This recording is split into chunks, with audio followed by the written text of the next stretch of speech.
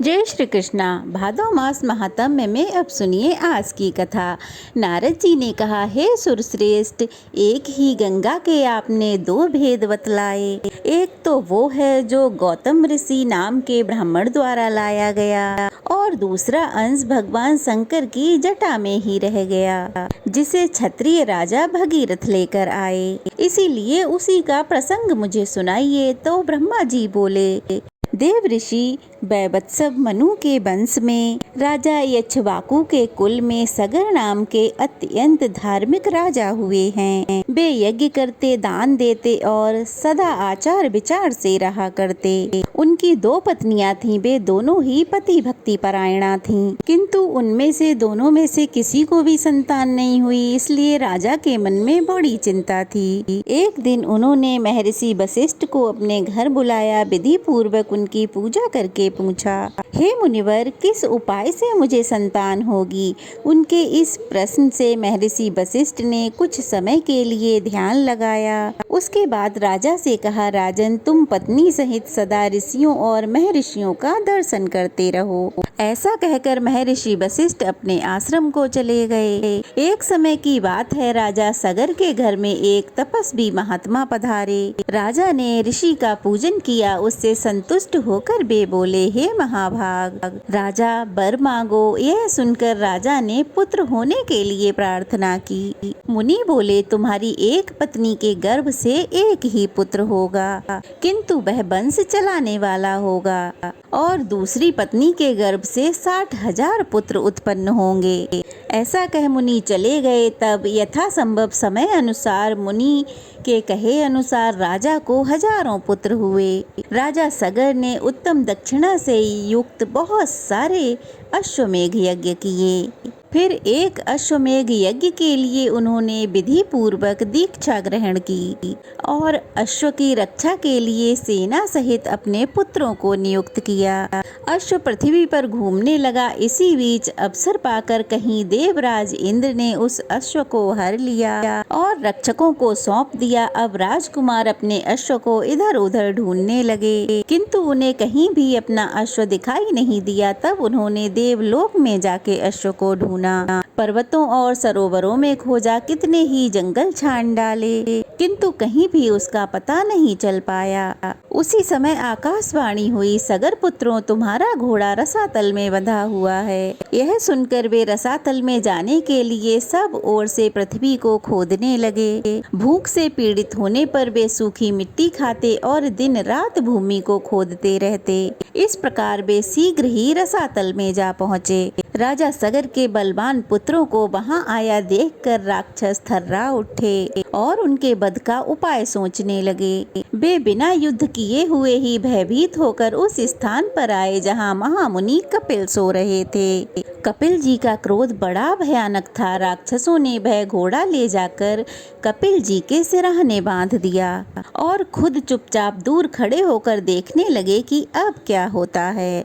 इतने में ही राजा सगर के पुत्र रसातल में घुसकर देखते हैं कि घोड़ा बंधा हुआ है और पास ही कोई सो रहा है। उन्होंने कपिल जी को ही अश्व चुराकर यज्ञ में बाधा डालने वाला समझा और निश्चय किया, इस महापापी को मारकर हम लोग अपना अश्व महाराज के पास ले चलें। कोई कहने लगा, अपना पशु तो बंधा है, इसे ही खोल के ले चलते हैं। इस सोए हुए पुरुष को मारने में भला क्या लाभ। इतने में ही दूसरे बोल उठे, हम सूरवीर राजा हैं, महाराज हैं, इस पापी को हम उठाएं और क्षत्रियोचित तेज से इसका वध कर डालें।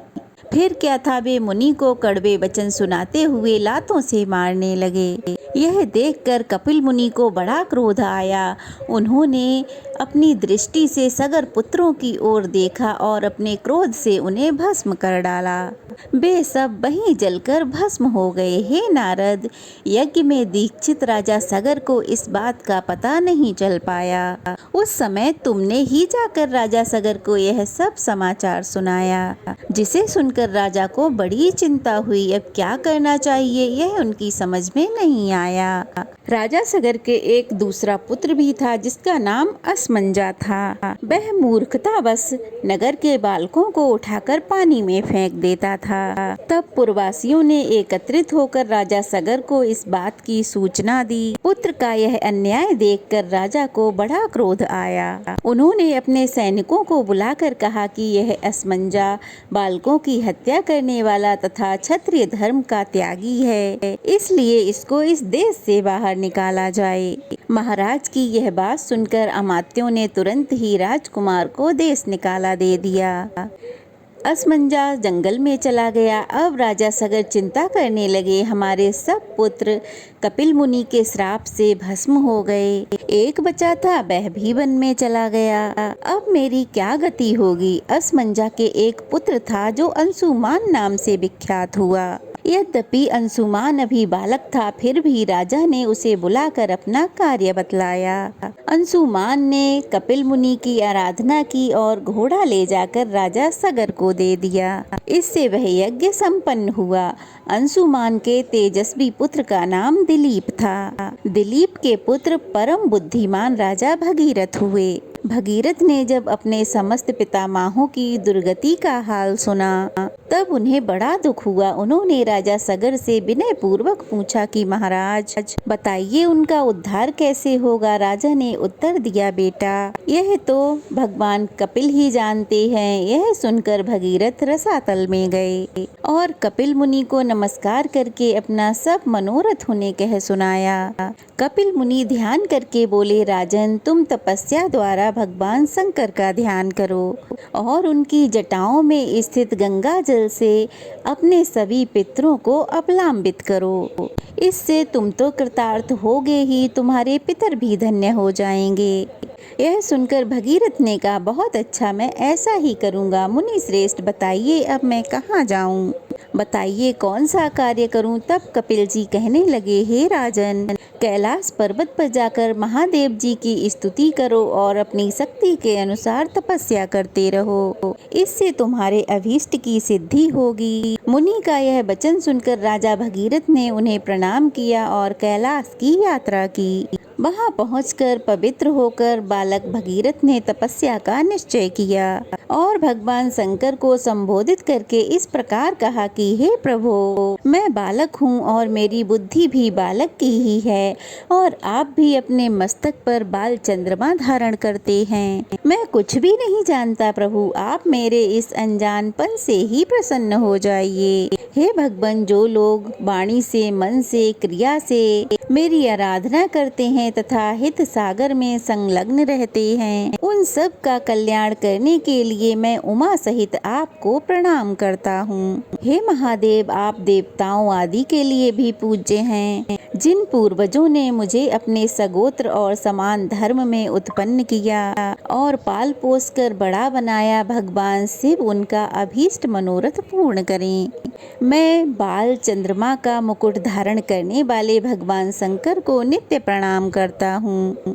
भगीरथ के ऐसा कहते ही भगवान शिव उनके सामने प्रकट हो गए और कहने लगे, महामते, तुम निर्भय होकर कोई वर मांगो। जो वस्तु देवताओं के लिए भी सुलभ नहीं है वह भी मैं तुम्हें निश्चय ही दूंगा। यह आश्वासन पाकर राजा भगीरथ ने महादेव जी को प्रणाम किया और हाथ जोड़कर कहा, हे देवेश्वर, आपकी जटाओं में जो सरिताओं में श्रेष्ठ गंगा जी विराजमान हैं, उन्हें ही मेरे पितरों का उद्धार करने के लिए दे दीजिए, इससे मुझे सब कुछ मिल जाएगा। तब महेश्वर ने हंसते हुए कहा, बेटा, मैंने तुम्हें गंगा दे दी, अब तुम उनकी स्तुति करो। महादेव जी का वचन सुनकर राजा भगीरथ ने गंगा जी की प्राप्ति के लिए भारी तपस्या की और मन को संयम में रखकर भक्ति पूर्वक गंगा जी की स्तुति की। बालक होकर भी भगीरथ ने गंगा जी की कृपा प्राप्त की। महादेव जी से प्राप्त हुई गंगा को पाकर उन्होंने उनकी परिक्रमा की और हाथ जोड़कर कहा, देवी, महामुनि कपिल के श्राप से मेरे पितर दुर्गति में पड़े हुए हैं। हे माते, आप उनका उपकार कीजिए। देव नदी गंगा सबका उपकार करने वाली हैं। उन्होंने भगीरथ से तथास्तु कहा और लोक उपकार और भगीरथ के पितरों के लिए उनके कहे अनुसार सब कार्य किए। राजा सगर के जो पुत्र भस्म होकर रसातल में पड़े थे, उन्हें अपने जल से आप्लावित करके गंगा जी ने उनके खोदे हुए गड्ढे को भी भर दिया। महामुने, इस प्रकार तुम्हें क्षत्रिय गंगा का वृत्तांत सुनाया। ये माहेश्वरी, वैष्णवी, ब्राह्मी, पावनी, भागीरथी, देव नदी तथा हिमगिरी शिखराश्रया अर्थात हिमालय की चोटी पर रहने वाली आदि नामों से पुकारी जाती हैं। इस प्रकार महादेव जी की जटाओं में स्थित गंगा जी का जल दो प्रकारों में विभक्त हुआ। ब्रह्मगिरी के दक्षिण भाग में जो गंगा है उन्हें गौतमी अर्थात गोदावरी कहते हैं और विंध्यगिरी के उत्तर भाग में स्थित गंगा जी भागीरथी कहलाती हैं। नारद जी ने कहा, भगवन, आपके द्वारा कथा सुनते सुनते मुझे तृप्ति ही नहीं होती।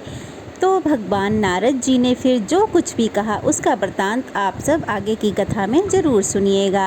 आज की कथा यहीं तक। कथा कैसी लगी कमेंट बॉक्स में ज़रूर बताइएगा। अच्छी लगी हो तो वीडियो को लाइक करके शेयर करें और नए हैं तो प्लीज़ चैनल को सब्सक्राइब करें। जय श्री कृष्णा।